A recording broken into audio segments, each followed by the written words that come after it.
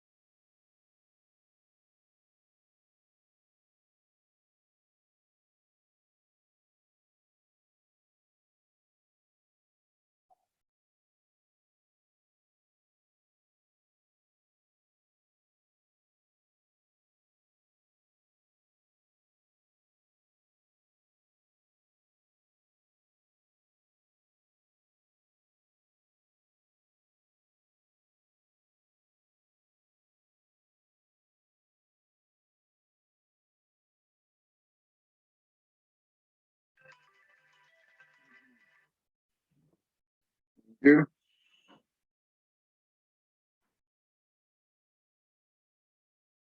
All right, we continue on. So last time we left up the personalization. Let's move through the. We also learn about the countering personalization.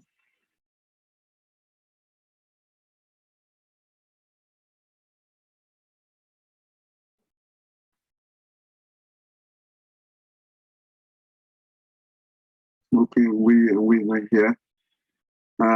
Okay. Thomas, you want to read this one now? Oh, the second form?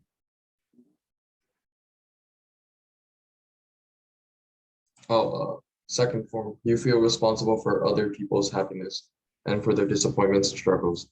This is the second form that personalization takes. You think you're responsible for how others are doing, whether it be their ability to be happy, to succeed in some way, or even something as minor as whether they had a good time with you when you last visited. What a burden to impose on yourself. No wonder personalization is often called the mother of all guilt. So what do you think about this thing? I feel like this is kind of like also part of like overthinking as well. Because is that similar to the parent thing about the children? yeah. Parent thinking about children, right? So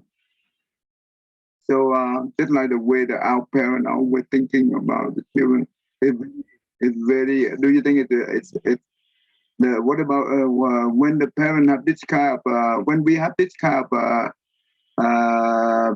personalization thinking? Is that a lot of burden? Is that a lot of suffer? Yeah. So so the way we look at them, if they are happy, we're happy. If they're not, we are not. Is that a good thing? No. So in here, we will learn how to counter this thing here. Let's see. Tina. Yes. Yeah. Question the value of your belief that you're responsible for other people. To this, first bring to mind the person you feel responsible for and then fill in the blank.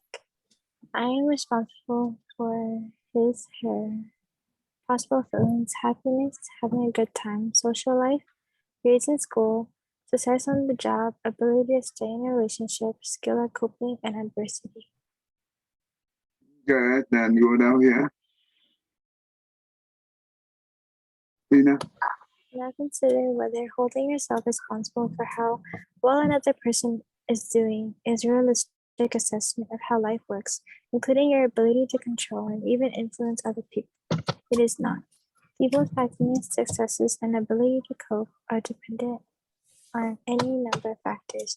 The personal life history, the childhood influences, such as from parents and teachers, even their genetic makeup.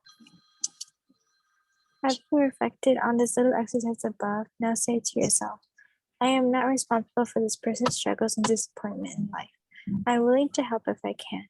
But people has to make their own way in this world. Sometimes they'll succeed at something and sometimes they won't. okay, sorry. Okay.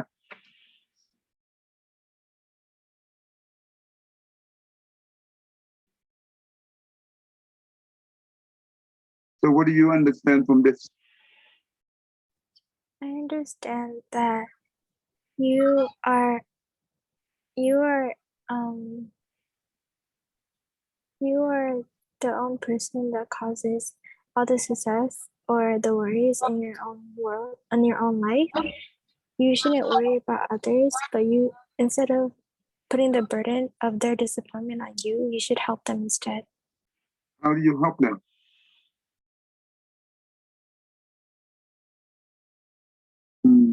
All right. Someone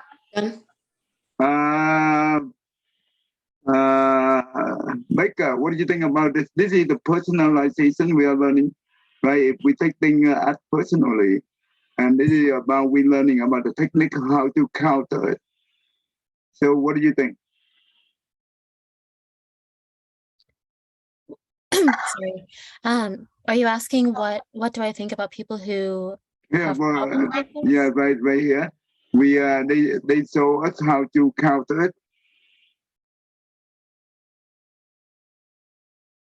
I think it's a good thing to keep in mind, especially if you have a lot of friends that you're around a lot, because sometimes you can, if someone else is going through something in life and they, like, you can blame yourself for what they're going through, or they might blame themselves, but instead you can just help them get through it without taking it to heart, because it's technically not your fault, or it's not something that you have any control over. But okay, instead of we take all the responsibility of whatever they do, right? And we just well, you now it's old enough. You can take care of yourself, right? And sometimes it's a good idea, just like the mother, right? For the children, if we teach them, and we already teach them, and they did not learn it, so what do we want to do? Should we let them learn in the hard way? What do you think, Mika? I would say yes. If you've already told someone about something and they don't trust it or do it, then they have to learn the hard way in life. Yeah. So we don't want to take too much responsibility of whatever they do, right? We can advise them. Yes, we should not holding on their whatever they do, and it will affect our life. That's not a good idea. So we have to be a little bit compassionate to ourselves. So it's a well. Sometimes we also need to keep a distance a little bit. So they will not rely on us too much, right?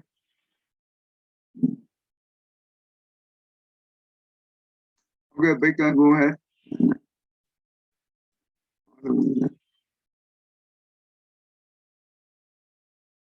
Becca, you want to read? I'm sorry, are you saying Becca or Victor? Becca. Oh, sorry. Overcoming the second form of personalization can be a challenge. It requires making a serious effort to stop believing that you're responsible for other people's lives, particularly those you hold dearest. It helps to revisit this exercise and then repeat some version of the words in the previous paragraph. When you are able to let go of feeling responsible for others, it's not only freeing, it's also likely to lead to a better relationship with the person in question. Yeah. What do you think about this? Yeah, this is just explain the above one. Me? Yeah, this just will explain the above. All right, let's go on to the next one, I guess. Can I ask a question? Or Yeah, go ahead, Timmy. so I've been dealing with something this week that I wanted some kind of advice on, and it kind of deals with this personalization. I started a new job 3 weeks ago, and I was all excited. You know, it's a remote job. You hear the owner speak, and he talks about, they ask, you know, what he wants to do, and it's revamp how companies operated, how they're ran, their culture. So it all sounded like really good, and I was excited. But when I got there are only 2 people in the department, and these are very high level executives. I mean, the CFO and the controller, and they've been running the department on their own for 6 months now. And so basically the controller has been doing the job of 5 people on her own for 6 months. I mean, she's been working 16-hour days, weekends, and I mean, she's done an amazing job, right? Well, I get there, and her boss, the CFO, is even on the first meeting we had, there was another guy that started with me. So there's 4 of us now, and we'd have meetings every few days, all remote. And he kept picking at her. So her boss would pick at her, and make these comments, kind of leading you to believe that she's incompetent and not doing her job correctly. It's very strange.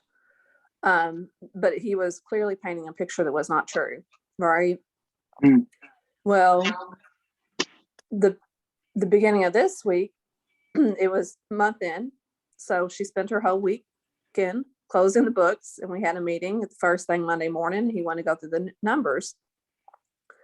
Well, she started going through the numbers, and he just, laid into her. It was horrible. It was horrible to watch. It was horrible to experience. I felt bad for her. It wasn't like it was anything he was surprised on. He was purposely holding this meeting to just respect for her. And it was bad.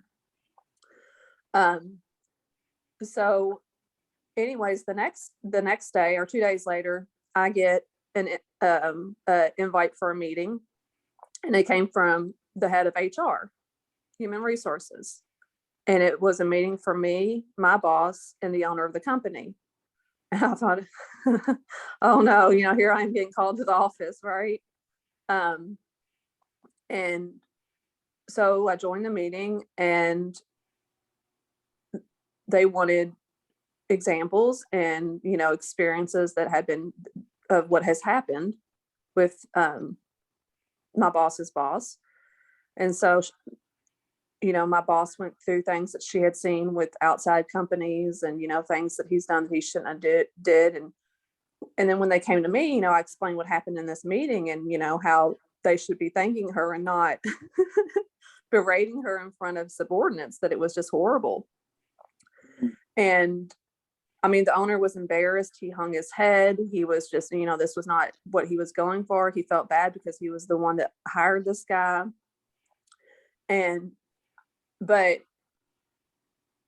so I think surely this has been a problem, and you can tell because, everybody is afraid of this man. You can't say he's always right. Everyone else is always wrong. He'll tell you to do one thing, and 2 minutes later tell you to do the exact opposite. He's creating a lot of confusion.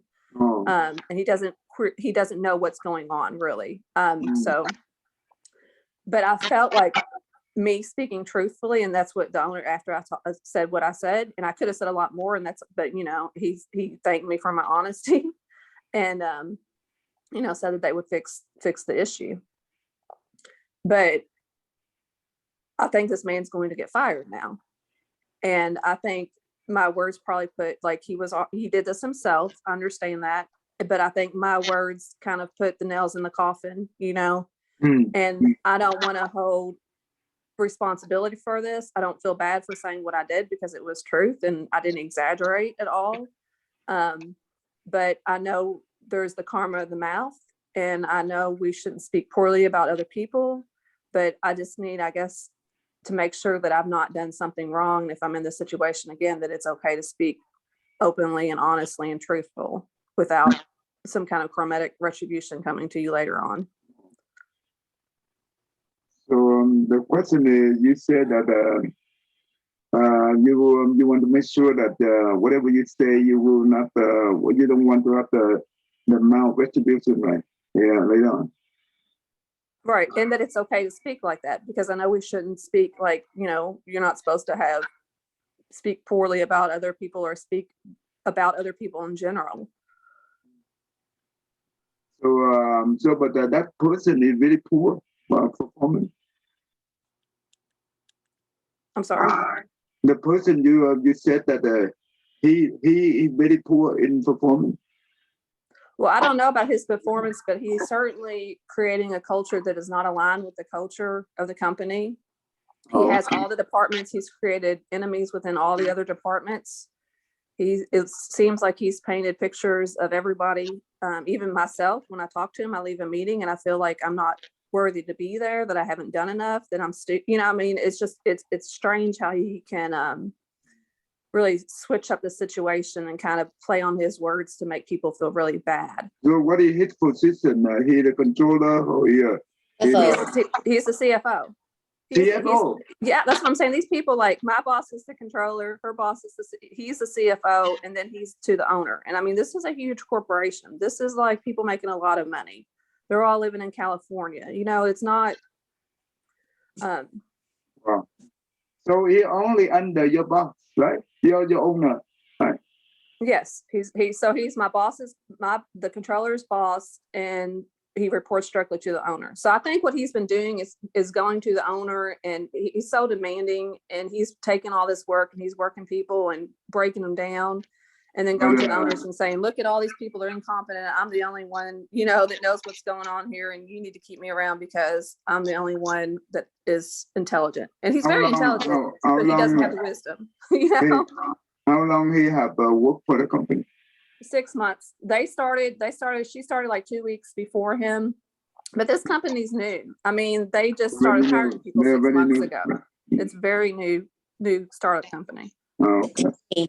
The CFO seems to me like he's bullying the controller, making himself look good. So he certainly is, and not only to her, it's with everybody, is what it appears at this time. Like, everybody he does this to, and I think he's got confidence problems, so he's taking out, making everybody else look, in his mind, look bad.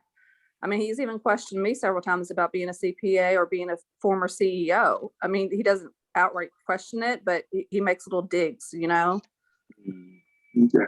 So basically, it looked like he did not know what he's doing. Right? It very clearly to me. Now, he might be very good at strategic planning, and that might be what his purpose should have been, to play it, because he's coming from the banking industry. Oh.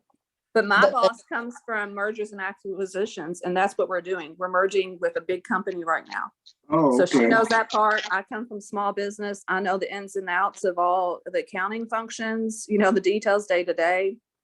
And he's banking, so he'll make comments like, at what point can you put this in place and then never look at it again?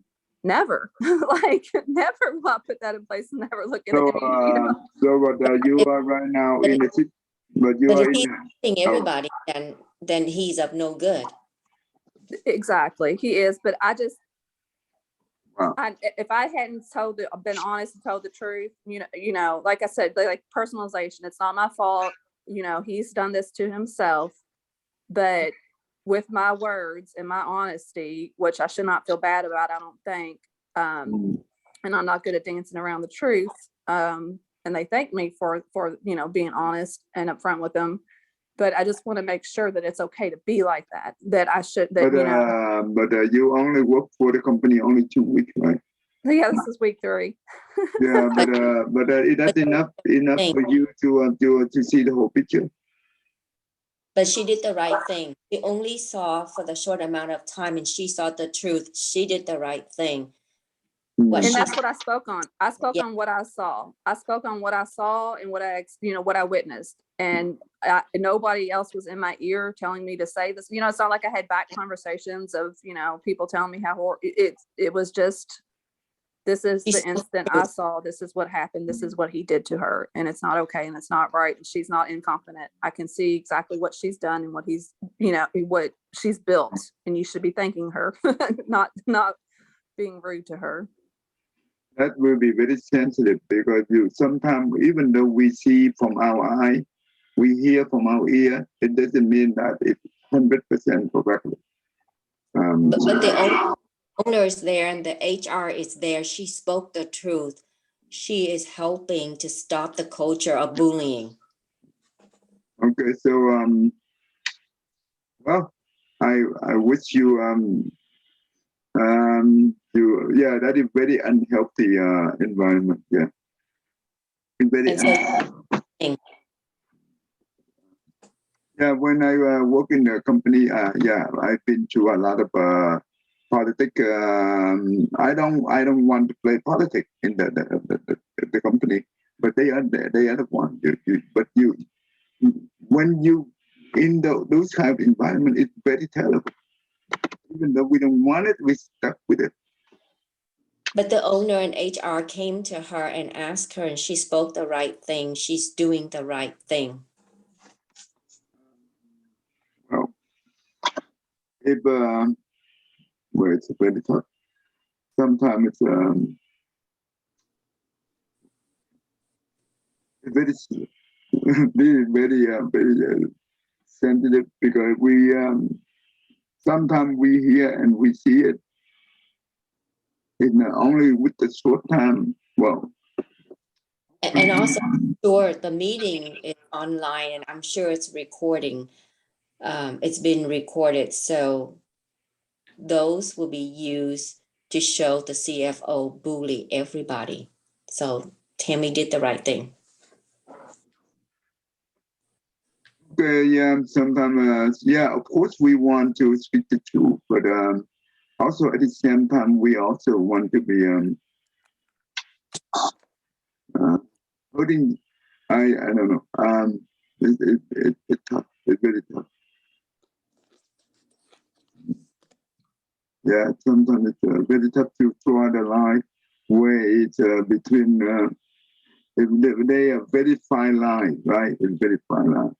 But if you think that you speak the truth and you don't feel remorse, and and also that most of the people think like that. Hopefully that justify the situation, but sometimes it's not. Okay, we can move on to number 7. Yeah. My reading. Tammy, you want to try the my reading? 7, mind reading. When people assume they know what others are thinking, they're resorting to mind reading. It can be hard to distinguish between mind reading and empathy. The ability to perceive and understand what others may be feeling. To tell the difference between the two, it might be helpful to consider all the evidence, not just the evidence that confirms your suspicions or beliefs.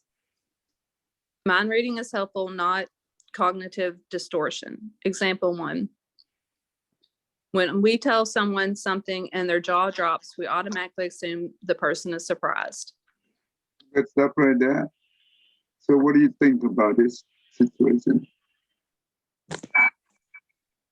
Yeah, this one, you have to be very careful with because you can never know the thoughts of another, right? We could barely understand our own thoughts or to believe our own thoughts and believe. So to think that you can see someone else's reactions or words and then know where they're coming from is just not accurate. And you shouldn't go around guessing what other people are thinking, because even if they told you what they were thinking and where it was coming from, it's probably not 100% accurate, because there's so much going on in the subconscious. And the one who always have a habit of mind reading, is it harmful or the helpful? It's very harmful. Yeah. It's very harmful, because you're assuming you know things that you don't know without speaking with people. Remember, should we always trust our thinking? No, and that's the whole thing. If we shouldn't trust our thinking, then we should certainly not trust what we're thinking other people are thinking. Like, Right, that's that's just correct. adding on top of it. Like, none Yeah, of it that's is correct. That's correct. So we should not trust our thinking too much. Therefore, we should not do the mind reading, right? So it's not a good thing. Let's, for example, when we have a very best friend, right? If we do that to our best friend, that means it's really terrible, right? I think it's very terrible because we subspecies. That means we don't trust our best friend. That's bad. That's not good. So that easily break the relationship, right? Behind it. All right. Vincent, you do number 2, Bob. Someone eating alone in a cafeteria, thinking everyone thinks she is a loser for eating alone, or if you get to work a few minutes late and you think everyone else is thinking about alternatives. What do you think?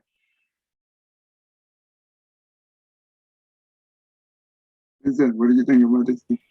I think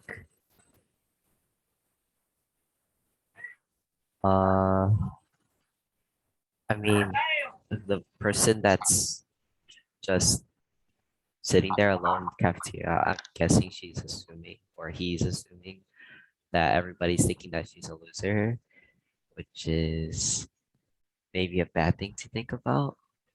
So let's say that you, when you're in school, right, you see someone that will sit by themselves, right, eating in the cafeteria, and now you do the mind reading. You say that, oh wow, she is a loser. Is it a good thing? No. How do we fix this problem? Just don't care what others think of you. Let's say the person who sits by themselves, is that always bad thing, or is that always good thing, or what, or in between? That's not always a bad thing. So what kind of reason you can give me so that is not a bad thing?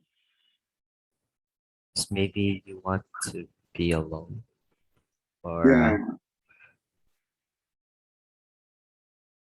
Maybe sometime when we have, maybe we encounter the problem, right?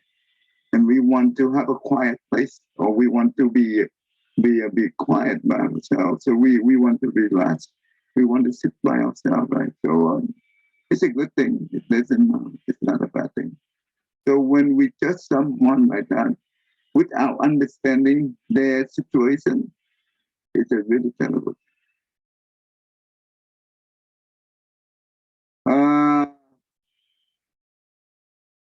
Cô Hạnh Nhân, what do you think about this one?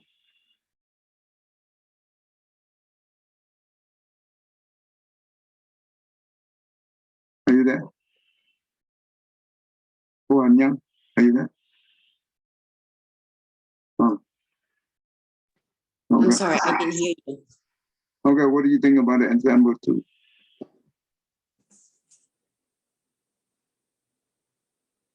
Eating alone, or when the people come to work late and you assume that they are tardy or we are tardy or whatever. But sometimes People, they eat alone because I have something that they need to think about. What about the people who go to work late for few minutes late? Well, I mean, you know, living in Houston, traffic is terrible. So if it's like a frequent occurrence, then it's one thing, but you know, people are late here and there because of traffic, or it could be that, you know, the mom is dropping off the child at childcare and the child is having, you know, a rough morning. And the mom needs to step up and help to calm down the child, you know, give people a break. Managers need to give, you know, people a break. Life is not perfect. So sometimes when we judge the people in the wrong way, they already encountered some type of problem at home, and we add more problem to them. It's not good either, right? That's right. Now, if it's like a daily occurrence, it's one thing, but you know, things happen. It's good. Serena, you want to read this one? Number 7. Yeah. Where? Yeah, keep going. Do I read it like mind reading number 7? At least 130. Yeah, nothing there. At least one study trusted source has found that mind reading is more common among children than other adolescents or adults and is associated with anxiety. Okay, keep going.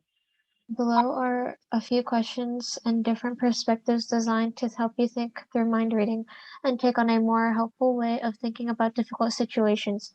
First, identify what exactly it is you predict the other person is thinking. Sometimes just writing down or saying the prediction out loud can help you see the holes in logic and get you a little distance from the unhelpful thought. So, okay. So, what is the first technique they want to show us how to counter the mind reading? What do they want to do?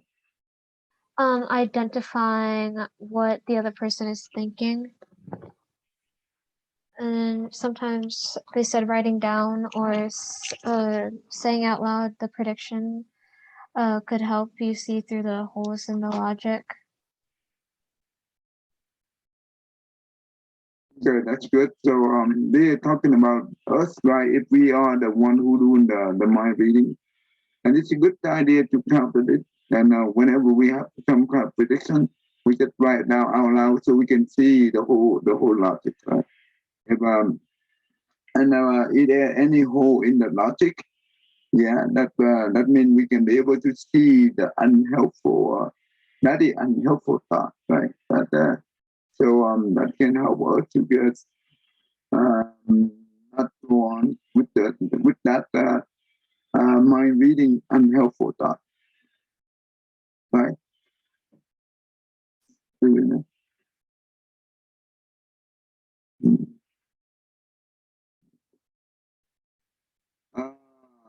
All right, Ivan, you want to do this one? Oh, Ivan's not here right now. He's helping his dad. Oh, Jaden.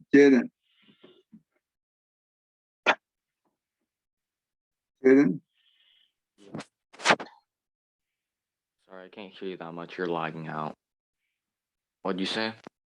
Read from here at the beginning. Okay. Counter the mind reading problem. What are the costs and benefits of believing this thought? Although we usually don't think about thoughts in terms of their costs and benefits, they all have costs and benefits. With mind reading, you may think that you are protecting yourself from some bad outcome or some kind of a surprise. These would be benefits. Costs are things like increased anxiety, more self-consciousness, and ruminating.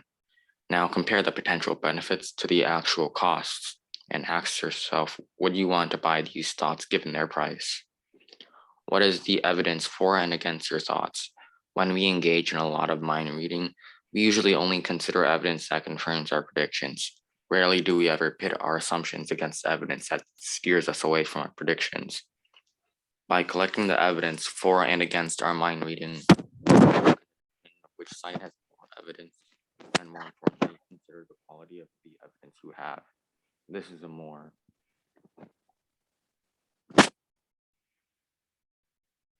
Go on.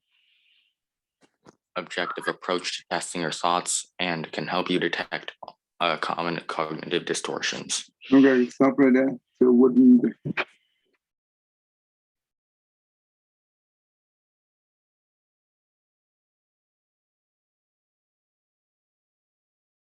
What do you think, Jaden? Oh, what do I think? Yeah. Well, now that I consider like what you gain from mind reading, or like what you gain from trying a mind reading versus what you lose, or the costs of mind reading, it honestly doesn't make much sense when I think about it now. The way they show us how to counter the mind reading, that means we have to be able to collect the evidence for it or against it, right? So for it, that means the benefit. Against it, that means the cost. And to see which one it makes sense to us. And that's how we test our thought, right? So at least this is called the self-reflection, right? This is important. In order to counter all the most of the cognitive distortion, we always focus on our own, right? So when we reframe or when we look at our thought, it means the self-reflection. This is important because the self-reflection, we'll be able to see the problem in the whole picture. Let it make sense to you, Jaden? Yeah. So the self-reflection is very important in Buddhism. So, Becca, what do you think? Now, do you understand the technique of the self-reflection? I think I do. Yes, I think so. How do you understand that? Self-reflection is not focusing on what other people are saying that you are, but on what you see yourself as. So most of the cognitive distortion we learn so far, right? And we learn how to reframe our mind, right? And we also learn how to look into our thought and to see it like this, like the mind reading, to see the benefit or the cost. All this thing here, it helps us to look at ourselves, not at other people. This is similar to the self-reflection. Does that make sense? Not really, no. No. No. Self-reflection in Buddhism, it means that you look at your own thought instead of to make sure that means when you aware of your own thought, right? That means it more benefits bring to you than more destruction bring to you. Tammy, do you understand, right, Tammy?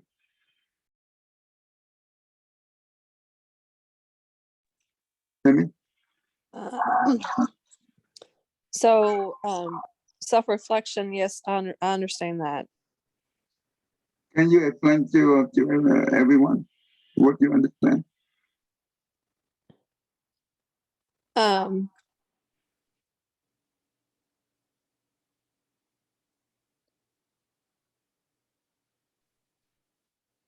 No, I can't. Not right now. Sorry. Okay.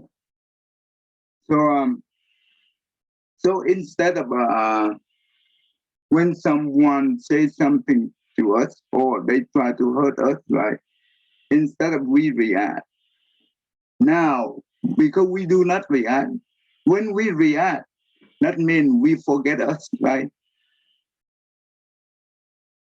But when you act, that means you already pause and you take a minute and to look at yourself, to understand you. That means you self-reflection on your own thought. And that's how we be able to act on it, not react. Is it similar to like mindfulness? Yeah, similar Oh. awareness of your own thought. Okay. Yeah, the whole idea that self-reflection is similar to the mindfulness. Mindfulness, it means awareness, right? So when we do the self-reflection, that means we are aware of our own thought. And usually, but the cognitive distortion here, we always think bad about other people, and we only care about our own, and we create a lot of emotional because we are not aware, right? Now, whenever because we learn this thing already, and we also know how to reframe our own thought, right? And we also know how to look at our own thought to see it makes sense or not make sense. This is kind of awareness. This is self-reflection. This is important. If we not self-reflection, that means we are not mindfulness, we are not awareness, and we lose us, right? Because we don't see us. So this is important. I every day, right, during the weekday, there is a kid that he is 19 years old. He's very smart. Last year, he been admitted into the Boston Medical Pre-Med School. It's one of the very popular school in the nation. And before he entered into school and study, hit that went into coma. Do you mean Harvard, Thai? Did you mean Harvard in Boston? No, I think it they call it Boston Medical School or something like that. I'm not sure, but it's one of the very popular school in the United States. Okay. They only accept 7% of the students in the entire country. Only 7% of the entire country population. I'm talking about the student, the high school graduate. It's very, very. That means this boy is very smart. And because his dad got sick, and he I think it something happened to him, and he went into a coma, and he fly back to San Antonio in Texas, and he not go to school, and he took up 1 year without school, and he been depressed so severe. And you know what? He also used up, because when we depressed, we hang out with the bad people. We use that, and we use up. That is also one of the things. And you know what? It's come to the point that nobody can talk to him.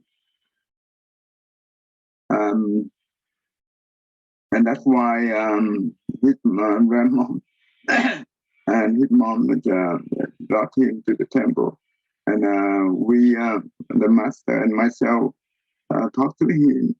And I talked to him, and I asked him that, to do the meditation with me. And after that, on that day, and I said that after this meeting, I will set up a meeting with you every day, from Monday to Friday, 2:30 to only half an hour a day. I don't want to take a lot of your time. So you want me to have a meeting with you so we can talk? And he said yes. And since then, it's already 2 or 3 weeks already. And he be able to open and talk a lot to me. And you know what? We also talk about the very profound Buddha teaching. And he be able to wrap up and I teach a lot of this thing, a lot of cognitive distortion, and show him how to understand. And you know what? He took medication right now. They call it antidepressant medication. And when you know what, he went to therapy, and all they do is give him medication. And I only talk to him, and I asked him that, did they ever say this thing to you?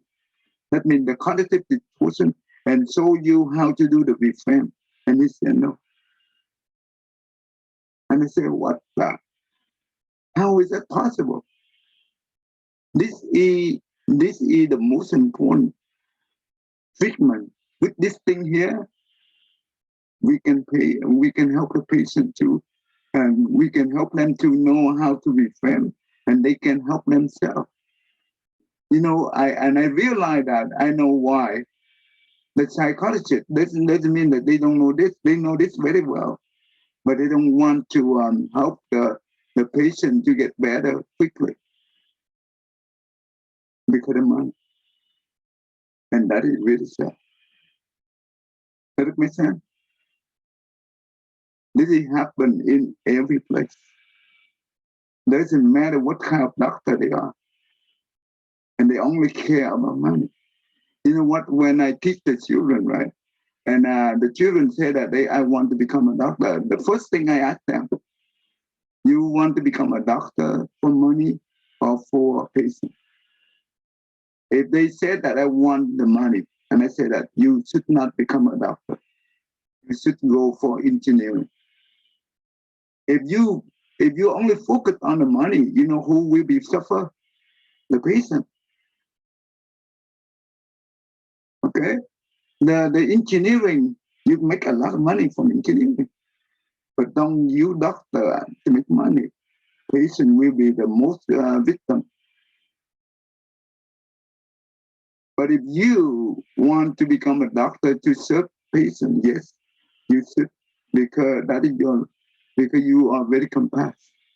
Your compassion and your love and kindness, it will make the patient feel much better and will safer.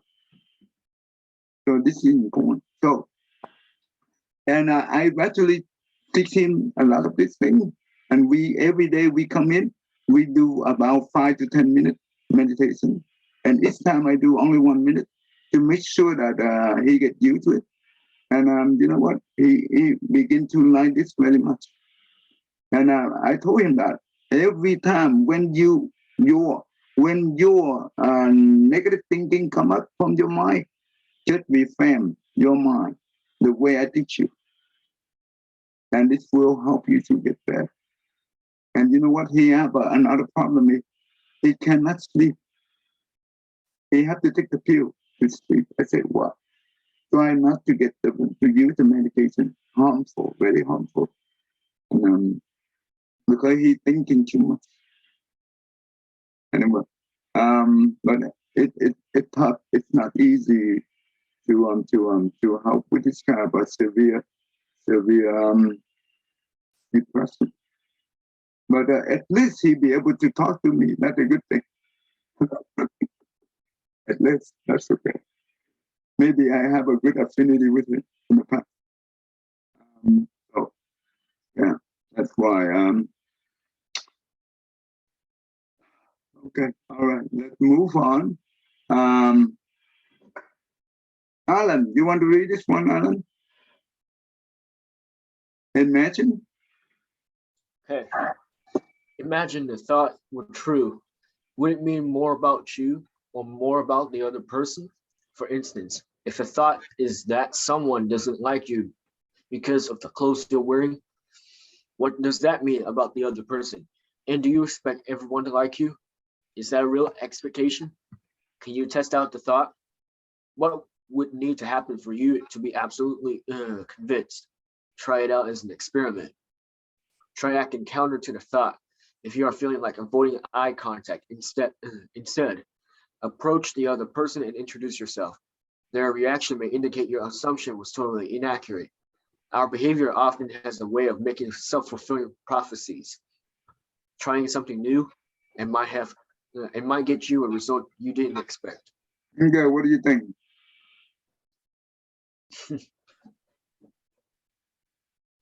So what I think about this is, it doesn't matter who you are. You might encounter some people with a thought of what they have or what you have.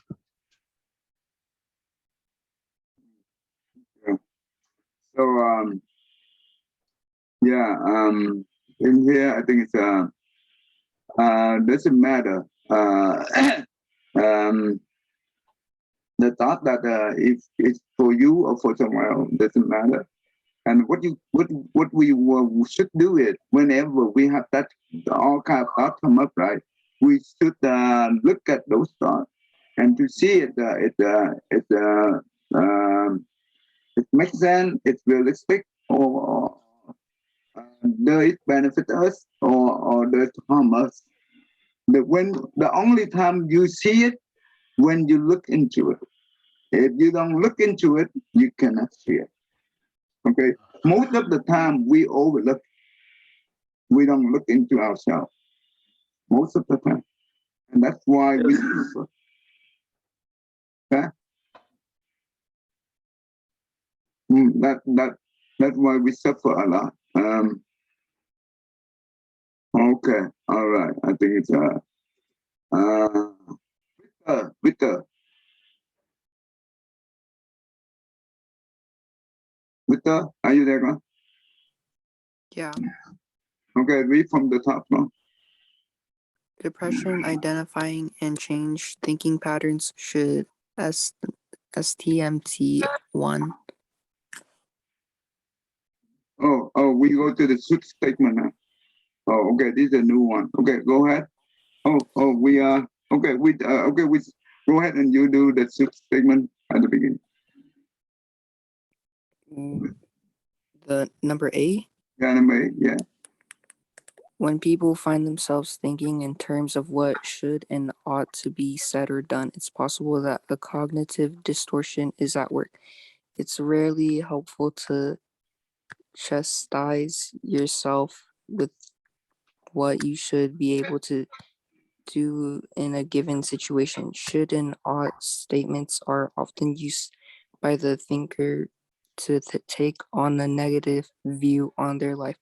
These types of thoughts are often rooted in internalized family or cultural expectations, which might not be appropriate for an individual. Such thoughts can diminish your self-esteem and raise anxiety levels. Okay. Okay. Do I have a lot of example here? Yeah, I think it's you know what? Instead of go ahead and do the example here. Instead of I should go to the gym every day. I will try my best to go to the gym every day. Here's how. Okay. What the difference between the two?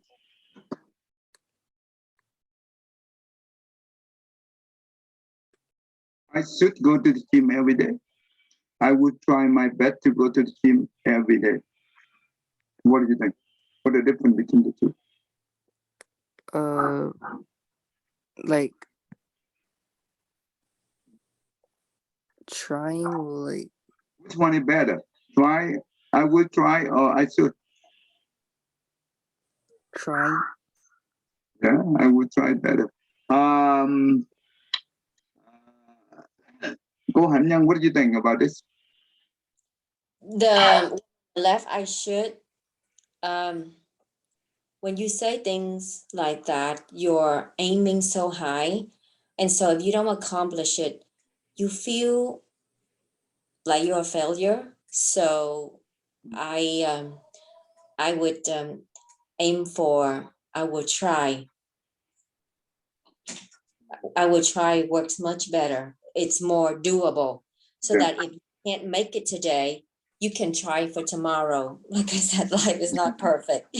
You know, as I get older and have kids, I can't even do things for myself. I'm consumed with taking care of other things. So aim for, I will try. Shh. So should that mean it when we say should that mean we enforce ourselves with some kind of commitment, right? But sometimes we cannot be able to fulfill it, and that means we feel guilty, right? So should it's not a good thing to do it. So it will be negative because one, we cannot be able to fulfill the commitment, we give up, right? That's not a good thing. We get angry, right? Or when we if we have if they are if we use the should statement on other people, we expect other people to follow certain rule. But what happens if they do not follow? We get angry, right? And if we use the should and to impose on ourselves, and but what happens if we do not be able to fulfill the commitment? We feel very guilty, and that's not good either. So we have to be very careful. But if we say we try, I will try, but sometimes it's also good and bad. Becca, what do you think? What do you think about this thing? We will done in 2 minutes. Okay, Becca, what do you think? I agree. I think if you just say that you should do something, but you don't set up a plan on how you can achieve it, it's not going to be anything that you actually do, and you'll end up being upset with yourself. But if you say you'll try to do something and you put like an action plan into effect, then it's a lot easier to get it taken care of. But sometimes people use that to excuse for the laziness. Is that a good thing too? No, yeah, I don't think laziness is a good thing. No, I mean, the people, instead of saying I should, but I say I will try my best. But you know what? Today I'm too tired, so I will try tomorrow. and we keep repeating that over and over again. That is not a good thing. So we have to be careful. We have to be careful. Don't abuse it. Don't abuse it. Yeah, that's a good thing. So we stop right here. Yeah. Anyone have any question? Yeah. Sabrina, you have any questions? Not today. Not today. Ivan, are you there, God? Yeah. Yes. Read this one, God. Thank you. Every living being, our minds as one radiant light, share the fruits of peace with heart of goodness, luminous and bright. If people hear and see how hands and hearts combine in giving unity, may their minds awake to great compassion, wisdom, and to joy. May kindness find reward. May all who sorrow leave their grief and pain. May this boundless light break the darkness of the endless night. Because our hearts are one, this world of pain turns into paradise. May all become compassionate one. May all become compassionate ones. Good, thank you, everyone. Next week, okay, because this week start from Sunday, we have